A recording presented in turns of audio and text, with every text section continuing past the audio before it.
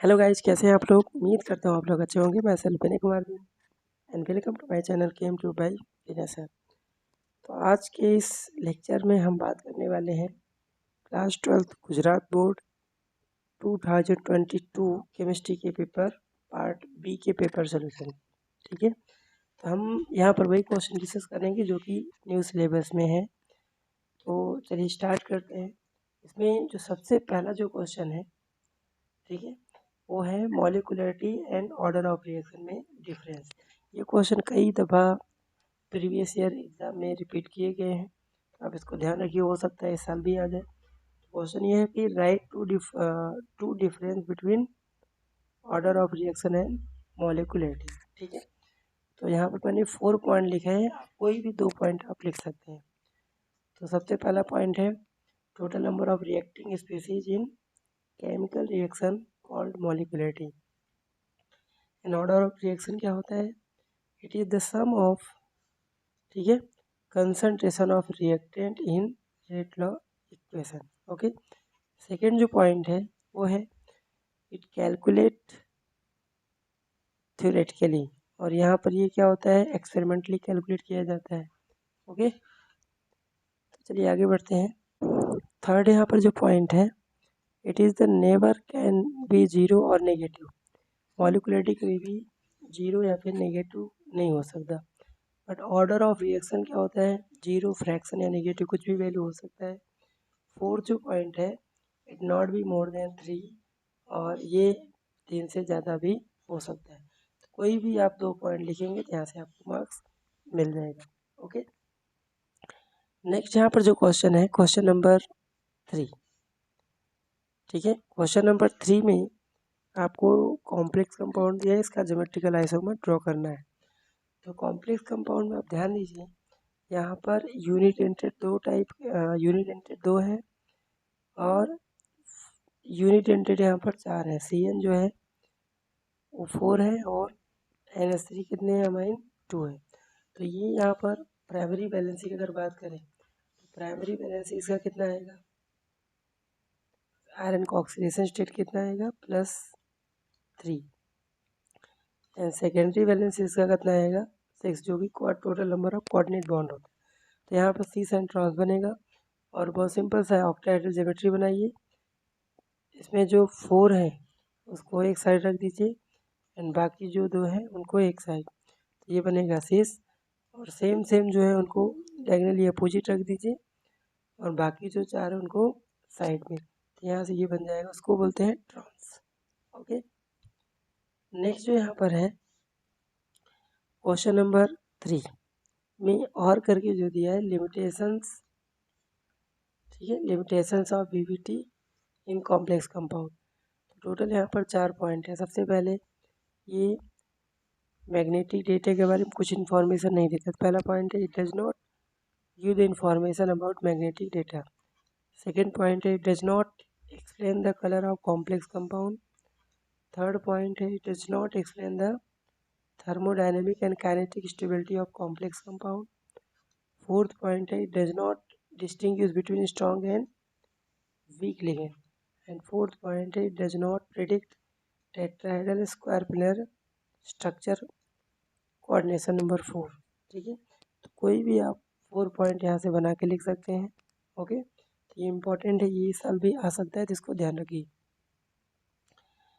Question number जो 4 है, ठीक है, उसमें आपको कन्वर्जन है, आपको 2 स्टेप में बेंजीन टू डाइफिनाइल कन्वर्ट करना है।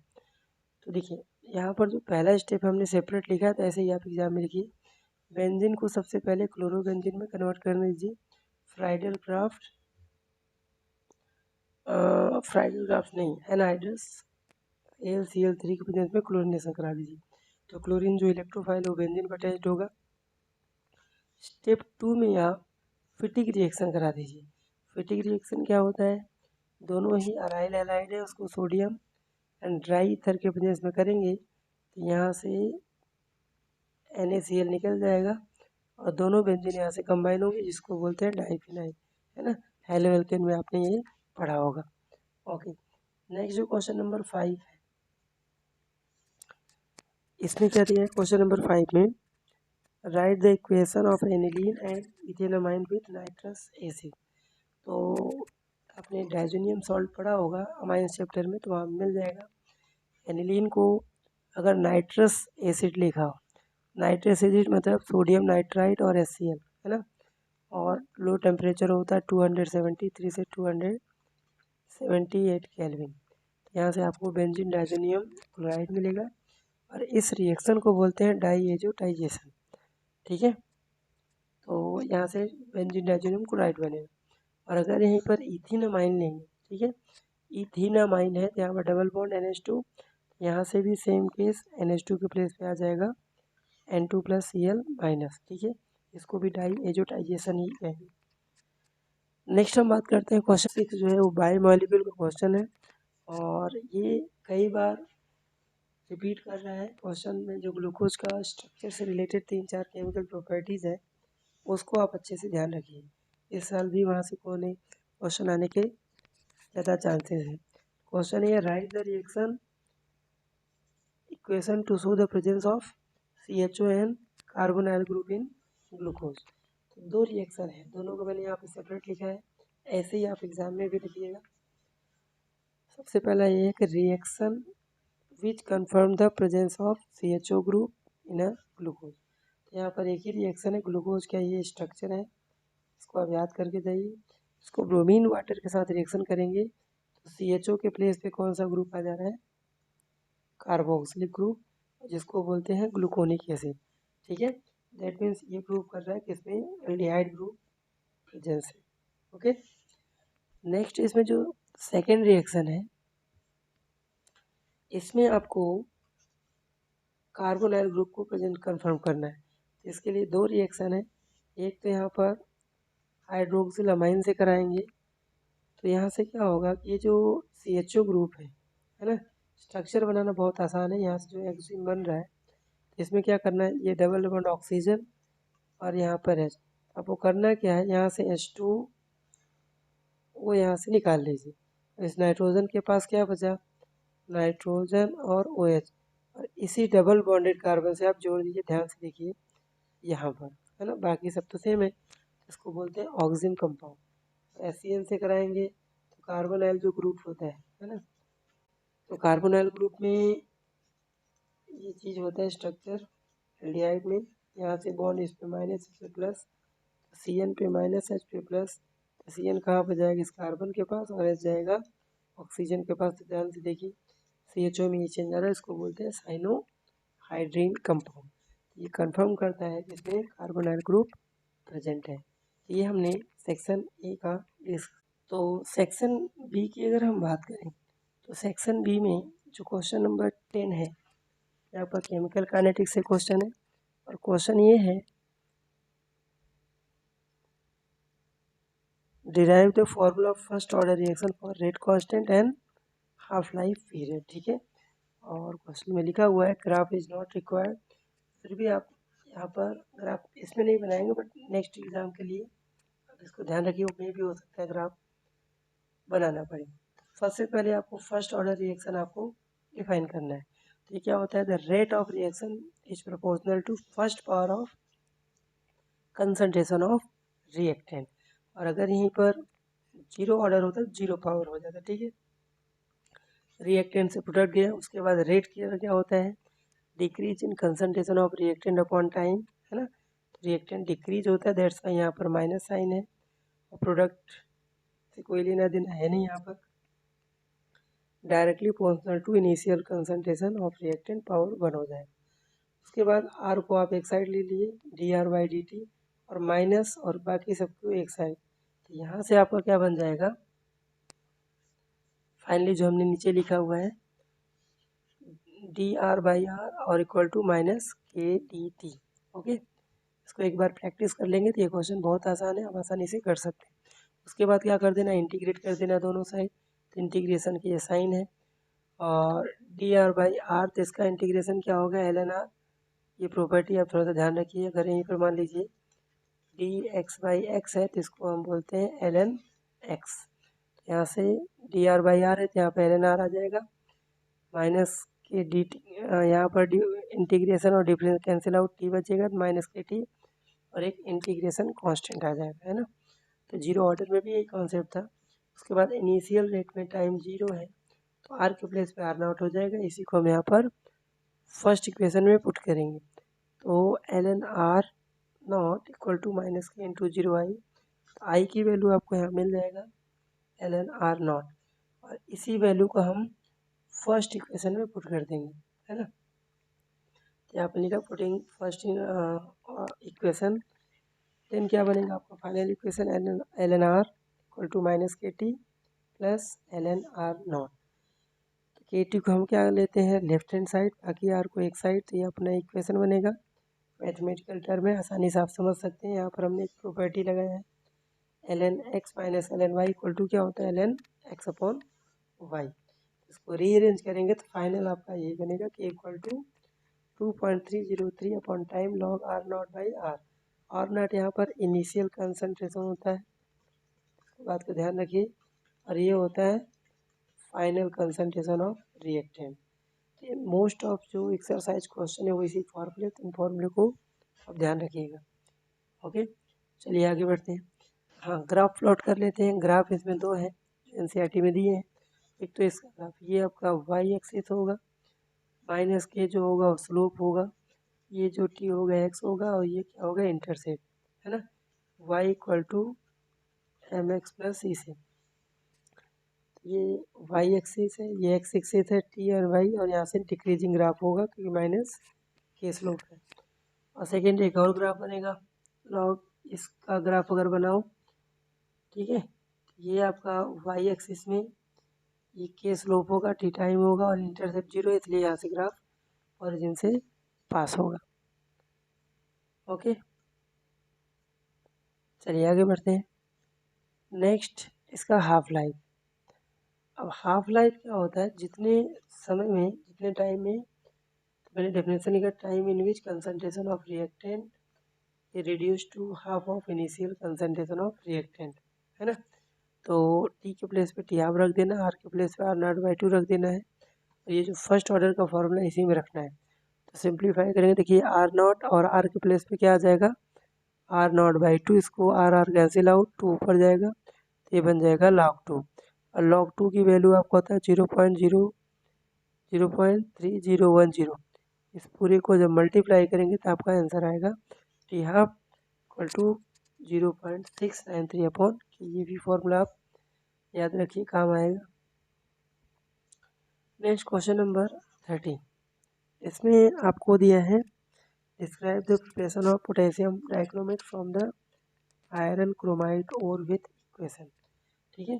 तो डीएनए ब्लॉक से ये क्वेश्चन दोनों इंपॉर्टेंट है, एक तो KMnO4 का प्रिपरेशन और दूसरा K2Cr2 का प्रिपरेशन, है ना। तो यहाँ पर सबसे पहले जो प्रिपरेशन दिया है हमने प्रिपरेशन ऑफ पोटेशियम डाइक्रोमेट, तो यहाँ से तीन स्टेप है, तीनों स्टेप को ध्यान रखिए।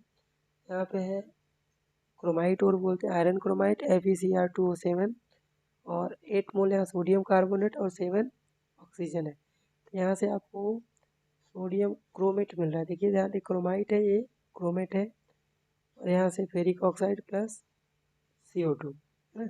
दूसरा स्टेप है सोडियम क्रोमेट को हमने फिर से एसिडिक मीडियम में कराया, यहाँ से सोडियम डाइक्रोमेट मिला प्लस 2Na प्लस वाटर, इसका नाम है sodium dichromate. Okay, next last जो स्टेप है आपको क्या करना है, सोडियम डाइक्रोमेट को 2 KCl से रिएक्शन करा दिए, तो यहाँ से बन जाएगा K2Cr2O7 potassium dichromate Na plus और H2O, है ना। स्ट्रक्चर थोड़ा ध्यान रखिए, स्ट्रक्चर MCQ आते हैं इसलिए हमने यहाँ बना दिया है। क्रोमेट का जो होता है आयन का जो टेट्राहेड्रल होता है, और -2 इस पे चार्ज है इसलिए हम यहाँ पर रख लिए। आगे डाइक्रोमेट का, ठीक है, ये स्ट्रक्चर है, क्रोमियम से 3 ऑक्सीजन, इस तरह से इनके बीच का एंगल याद रखिए 126 डिग्री से डाइक्रोमेट डाई टेट्राहेड्रल स्ट्रक्चर होता है। Next question number 14। Question number 14 ये एक्सरसाइज का 7.10 एल्कोहल चैप्टर का क्वेश्चन है। तो इसमें ये दिया है प्रोपॉक्सी प्रोपन को हाइड्रोजन आयोडाइड के साथ रिएक्शन कराएंगे तो क्या बनेगा, ये बॉन्ड यहाँ से तोड़ दीजिए, आई माइनस एच प्लस, ठीक है, इस पर माइनस एच प्लस आएगा, आई जाएगा इसके साथ, हाइड्रोजन जाएगा इसके साथ, यहाँ से प्रोपेनॉल है हाइड्रोप्रोपेन का फॉर्मेशन होगा।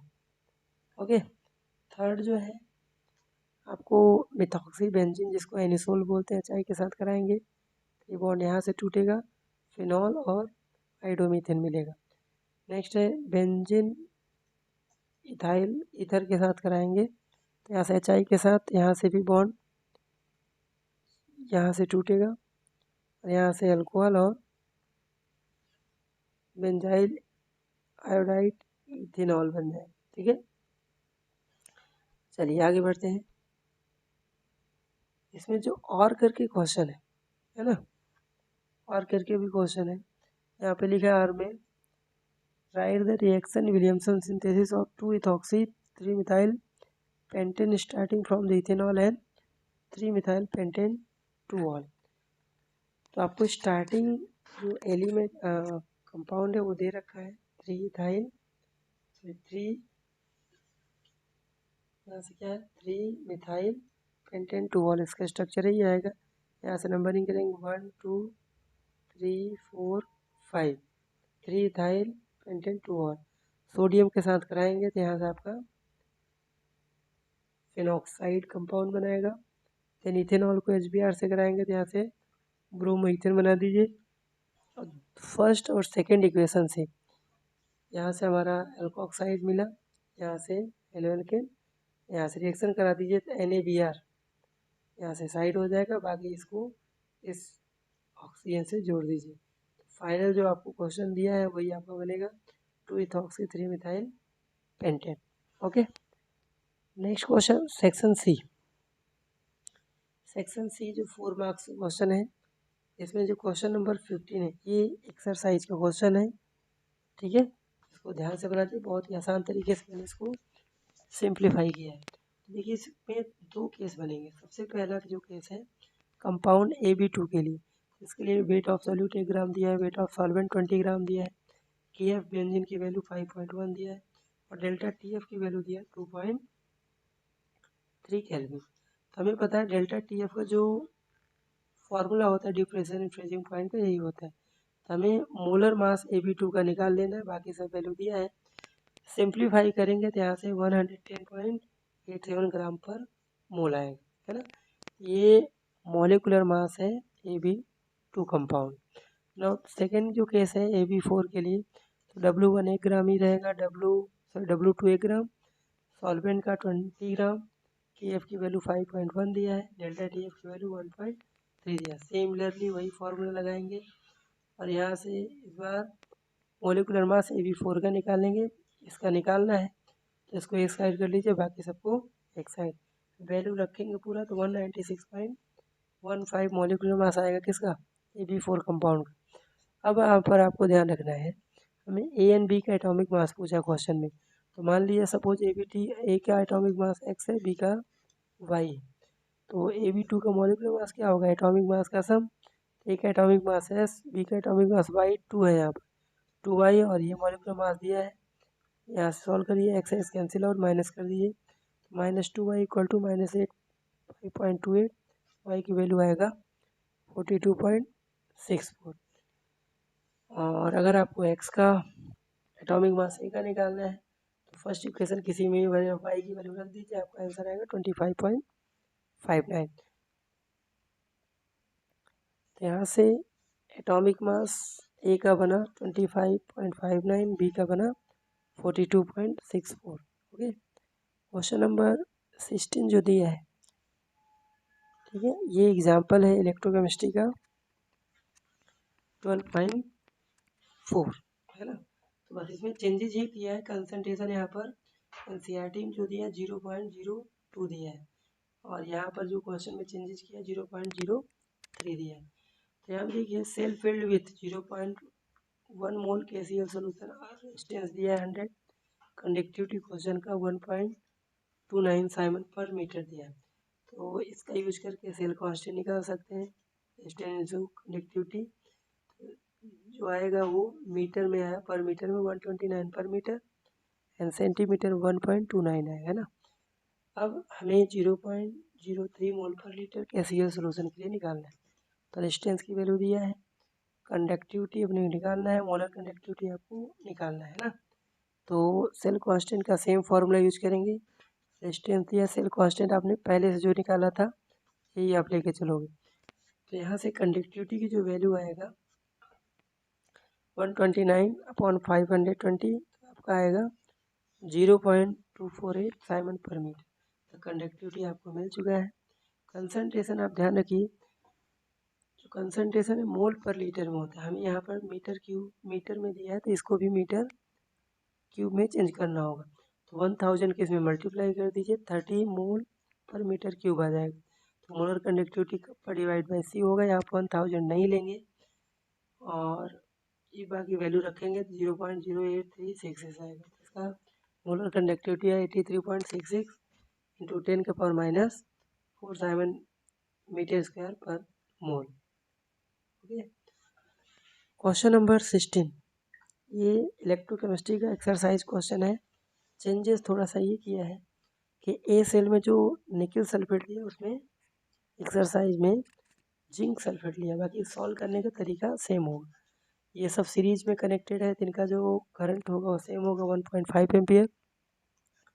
वेट डिपॉजिट बता रहा है 1.45 ग्राम। टाइम निकालना है, वेट ऑफ निकल निकालना है, वेट ऑफ कॉपर निकालना है। हम स्टार्ट कहाँ करें से इन सेल बी में, क्योंकि इसका वेट आपको क्वेश्चन में दिया हुआ है। तो यहाँ देखिए, एट कैथोड पे सिल्वर पे चार्ज कितना होता है, +1 एक इलेक्ट्रॉन लिया है जी, सॉलिड में कन्वर्ट होगा। स्टेटमेंट इसे कैसे निकाल, हमें कूलम निकालना है, क्योंकि Q = IT होता है। तो आई पता है अपने को, बस टाइम निकालना है ना। Q निकाल लेंगे तो टाइम यहाँ से आ जाएगा Q/I करके, है ना। तो चलिए, तो हमें वेट निकालना है, इसको right side left hand side, और यहाँ पर 1 फैराड मतलब इतना कूलम, इसलिए 1 ग्राम में, इसलिए आपको क्वेश्चन में जो दिया है 1.45 ग्राम में। तो सिंप्लीफाई करेंगे तो 12.1295.6 कूलम आएगा। तो बाकी यहाँ से फॉर्मूला जो होता है Q = IT, आप सबने फिजिक्स में भी पढ़ा होगा। टाइम निकालना तो Q/I, Q की वैल्यू पता है, I 1.5 तो 863.7 सेकेंड, मतलब डिवाइड करेंगे तो ये मिनट में 14.4 मिनट आ जाएगा, है ना। नेक्स्ट, यहाँ पर जो आपको वेट पूछा है निकल का, है ना। तो कैथोड का रिएक्शन, निकल पे +2 चार्ज, 2 इलेक्ट्रॉन ले, यहाँ निकल सॉलिड में। अब हमें वेट निकालना है तो उसको राइट साइड में लिखना है। 2 इलेक्ट्रॉन मतलब 2 फैराड, मतलब 1 फैराड में 96500 कूलम होता है। तो वही मैंने सेंटेंस लिखा, इलेक्ट्रिसिटी रिक्वायर्ड टू प्रोड्यूस। अब निकल का जो एटॉमिक मास होता है 58.7 होता है, इसलिए 1 कूलम में, इसलिए इतना जो हमने निकाला था 1295.6 कूलम में। सिंप्लीफाई करेंगे तो यहाँ से आपका 0.394 ग्राम आ जाएगा, है ना, निकल डिपॉजिट। नेक्स्ट, यहाँ पर कॉपर का भी सेम मेथड है, कैथोड का रिएक्शन +2 है, तो इतना रिक्वायर्ड होगा, प्रोड्यूस 63.5 ग्राम कॉपर का एटॉमिक वेट होता है, इसलिए 1 कूलम में, इसलिए जो हमने इलेक्ट्रिसिटी पास कराया था इसका आंसर आएगा 0.426 ग्राम। वेट ऑफ कॉपर डिपॉजिट कितना हो जाएगा, 0.426 ग्राम। नेक्स्ट जो क्वेश्चन है, ये आपका एक्सरसाइज क्वेश्चन नहीं है, ये आपका थ्योरी पढ़ेंगे तो वहाँ पर लिखा हुआ है। तो आपको ये पूछना है, बोला है कि टाइटेनियम जो 6 वाटर मॉलिक्यूल लिगेंड है वो वायलेट इन कलर है। इसको लिखा है मैंने, दिस इज एन ऑक्टाइडल कॉम्प्लेक्स की कोऑर्डिनेशन नंबर 6 है। ये आपका ऑक्टाइडल कॉम्प्लेक्स होगा, वेयर सिंगल इलेक्ट्रॉन जो होगा टाइटेनियम +3 और 3D सिस्टम में जाएगा, ठीक है। तो इसका इलेक्ट्रॉनिक कॉन्फिगरेशन क्या बनेगा, T2G 1 इलेक्ट्रॉन और Ag में 0 इलेक्ट्रॉन। आगे इसमें है, if light of corresponding to energy blue green region is absorbed by complex, it would be excited from T2G level to Ag level। तो इसका इलेक्ट्रॉनिक कॉन्फिगरेशन आपका ये बन जाएगा। Now transfer of electron from lower energy D orbital to higher is known as D transition. और octahedral में T2G नीचे और Ag ऊपर, तो एक इलेक्ट्रॉन इसमें है। जब इलेक्ट्रॉन सनलाइट एनर्जी लेगा तो हायर एनर्जी में जाएगा, इसी से इलेक्ट्रिसिटी, इसी से कलर का फॉर्मेशन होता है। और सेकेंड पार्ट है nature of bonding in metal carbonyl, ये 4 मार्क्स में भी आता है, 2 मार्क्स में भी आता है। तो वैसे ही आपको बना लिखना है। होमोलेप्टिक कॉम्प्लेक्स जो होता है carbonyl, containing same type of carbonyl ligand which are formed by most of transition metal। इसमें कुछ स्ट्रक्चर है टेट्राहेड्रल, ट्राइगोनल, बाइपिरामिडल। अब ये भी बना दीजिएगा सब स्ट्रक्चर जितने भी हैं एनसीईआरटी में। मेन चीज़ यहाँ पर है, देखिए metal carbon bond possess sigma and pi character. Sigma metal carbon का सिग्मा बॉन्ड कैसे बनता है? It is form by donation of lone pair electron on carbonyl atom into vacant orbital of metal. Okay, और pi bond कैसे बनता है? It is form by donation of pair of electron from the filled orbital of metal into vacant anti bonding. और metal to ligand bonding synergic bond होता है जो bond को strength को स्ट्रॉन्गर करता है। इसमें डायग्राम जरूर बना दीजिएगा, ठीक है। मेटल और यहाँ पर क्या है कार्बन, जब carbon electron pair of electron vacant orbital को दे रहा है और दूसरा वैकेंट ऑर्बिटल भी दे रहा है, इसी को बोलते हैं synergic bond. Question number 18 Tollens reagent important है, प्रैक्टिकल से रिलेटेड है। इसका सेंटेंस भी मैंने लिखा है, on warming aldehyde with ammoniacal silver nitrate, जिसको टॉलेंस रिएजेंट बोलते हैं। अब bright silver mirror produce due to formation of silver metal, है ना। इसका रिएक्शन देखिए, न्यू रिएक्शन का सीरीज चल रहा है। अगर आप चैनल पे नए हैं तो चैनल को लाइक शेयर सब्सक्राइब जरूर करें, आपको न्यू अपडेशन वीडियो मिलते रहेंगे, जिससे आपका बोर्ड में मार्क्स में इम्प्रूवमेंट 100% होगा, ठीक है। तो आगे बात करते हैं रिएक्शन की। तो एल्डिहाइड है, टॉलेंस रिएजेंट आप ध्यान रखिए, AgNH3 ट्वाइस +1 2 मोल 3 मोल NaOH। तो इसको क्या कर रहा है, ऑक्सीडाइज करके कार्बोक्सिलेट आयन Ag यहाँ से NH3 और वाटर, है ना। नेक्स्ट जो सेकेंड पार्ट है वुल्फ-किस्लर रिडक्शन।